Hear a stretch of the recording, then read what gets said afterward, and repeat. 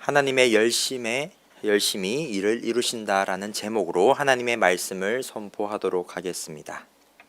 먼저 오늘의 말씀은 이사야 37장과 뗄래야 뗄 수 없는 본문입니다. 그래서 이사야 37장부터 시작되는 이 말씀은 남유다 히스기야 왕이 있던 시대를 배경으로 하고 있습니다. 특별히 이사야 36장과 37장은 사네립이 이끄는 아수르 제국이 남유다를 침공한 사건을 소개하고 있지요. 그래서 이사야 36장과 37장은 계속해서 동일한 내용이 등장하는 것처럼 보입니다. 왜냐하면 두 번의 조롱이 등장하고 두 번의 기도가 등장하며 두 번의 구원이 기록되어 있기 때문이지요. 또한 이사야 37장 1절의 시작은 아수르의 위협으로 인하여 남유다의 히스기야 왕이 옷을 찢고 이사야 선지자에게 기도를 부탁하는 내용으로 시작되고 있습니다. 하지만 이사야 37장 14절에서 20절의 말씀을 보면 히스기야 왕은 이사야에게 기도를 부탁하는 것이 아니라 히스기야 왕이 직접 하나님께 기도하는 모습을 살펴볼 수 있었습니다. 왕이 하나님께 모든 것을 맡기고 스스로 하나님께 변화되는 기도하는 그런 변화된 모습을 살펴볼 수 있는 것이지요. 위기 속에 하나님을 전적으로 의지하는 히스기야 왕의 변화된 모습을 살펴볼 수 있는 것인데 이 변화된 모습을 통하여 어떤 결과를 가지게 오는지 오늘 말씀이 알려주고 있습니다. 그래서 오늘 본문을 크게 두 부분으로 나누어 보도록 하겠습니다. 먼저 21절에서 29절까지의 말씀입니다. 21절에서는 이사야 선지자가 히스기야 왕에게 하나님의 말씀을 전달하고 있는 것으로 시작되고 있습니다. 이사야 36장에서도 하나님의 말씀을 받는 장면이 동일하게 등장하였지요. 하지만 이사야 36장과 37장 21절의 차이점이 분명히 존재합니다. 앞선 이사야 36장에서는 히스기야 왕이 먼저 이사야에게 하나님의 말씀을 요청하였습니다. 하지만 오늘의 본문인 이사야 37장 27절에서는 하나님께서 먼저 말씀하고 계시는 것이지요. 히스기야 왕이 요청하지 않았음에도 하나님이 먼저 말씀하고 계신 것입니다. 분명히 히스기야 왕은 이전에 이사야에게 의지했습니다. 이사야에게 기도를 대신 해달라고 부탁하였지요. 하지만 오늘 본문 속에서는 히스기야 왕이 이사야에게 의지하는 것이 아니라 하나님께 직접 기도하였기에 하나님께서 히스기야 왕이 원치 않더라도 요청하지 않더라도 먼저 찾아오셔서 이사야를 통하여 하나님의 말씀을 전달하고 있는 것이지요. 그러면 하나님께서는 왕에게 어떤 말씀을 전달해 주셨을까요? 남유다를 위협하고 히스기야 왕을 어렵게 만드는 사네립이 이끄는 아수르 제국을 향해 심판을 선언하고 있습니다. 아수르 제국이 왜 심판을 받게 되었는지 그 이유에 대해서도 하나님께서 친절히 말씀하고 계시지요.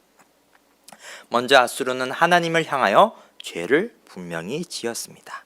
23절에서 능욕한 것, 눈을 높이 들어 향한 것, 이러한 표현들을 통하여 아수르가 하나님을 모욕하고 능욕했다라는 것을 우리가 알 수 있는 것이지요. 아수르는 자신의 힘으로 성공하였고 자신의 힘으로 이 모든 것을 이루어내었기 때문에 하나님은 필요 없고 자신이 영광받을 존재다라고 표현하고 있는 것입니다. 아수르가 심지어 자신의 힘을 계속해서 자랑하는데 25절에서 애굽의 모든 하수를 말라버릴 힘이 있다라고 스스로 아수르가 말하고 있습니다.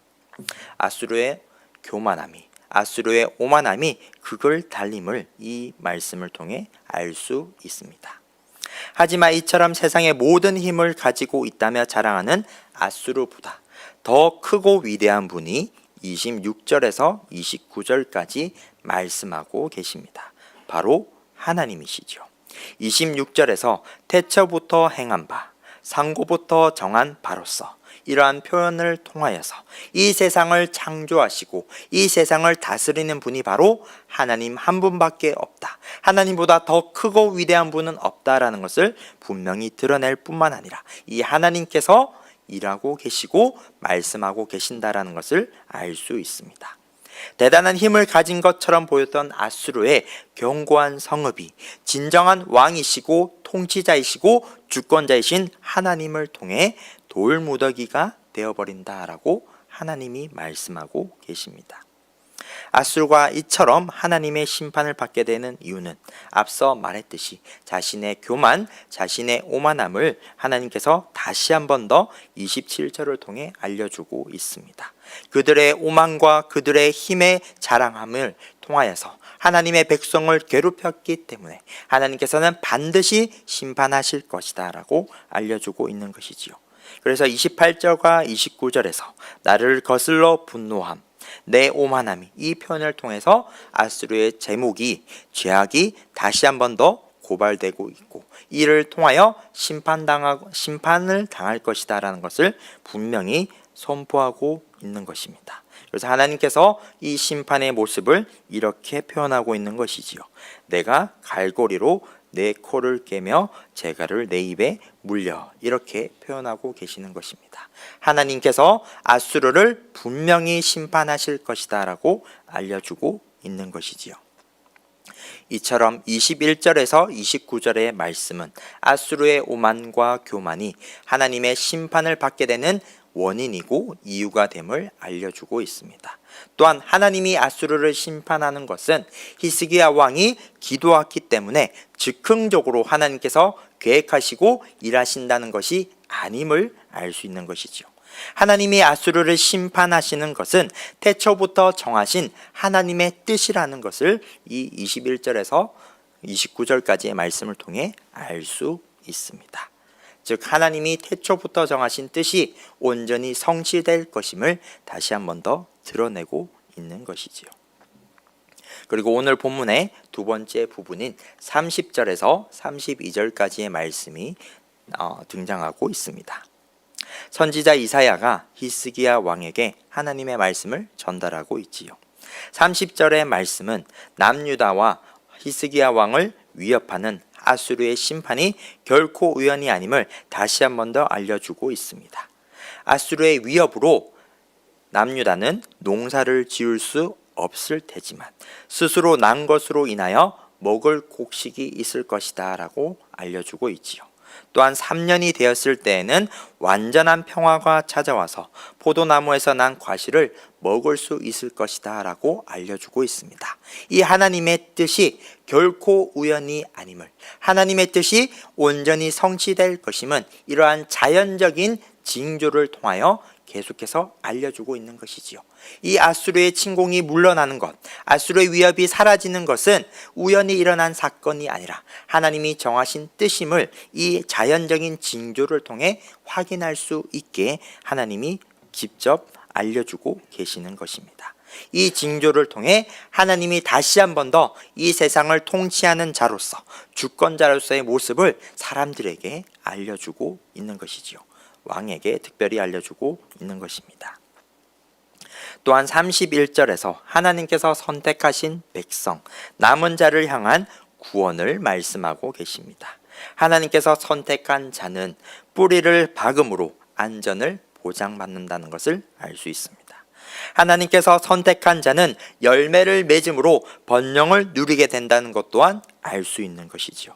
남은 자를 향한 구원이 만군의 여호와의 일하심을 열심으로 인하여 이루어진다라는 것을 알 수 있는 것입니다.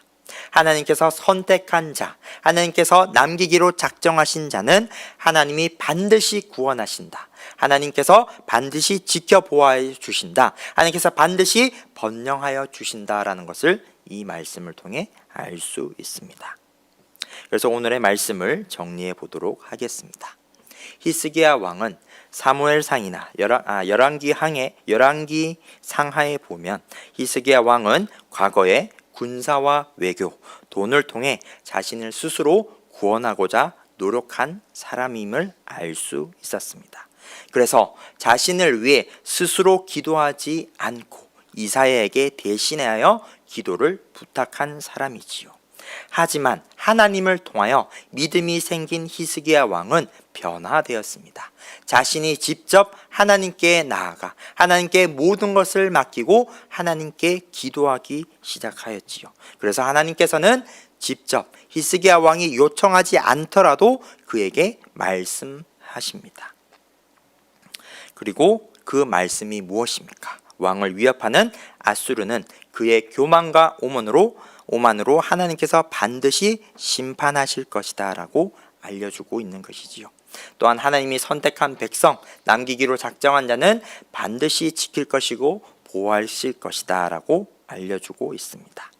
결과적으로 오늘의 말씀은 히스기야 왕의 기도로 시작되어 하나님의 뜻, 심판과 구원이 어떻게 진행되는지 하나님이 알려주고 있는 말씀이지요. 다시 말씀드려서 기도가 무엇인지를 알려주는 말씀이다라고 할 수 있습니다.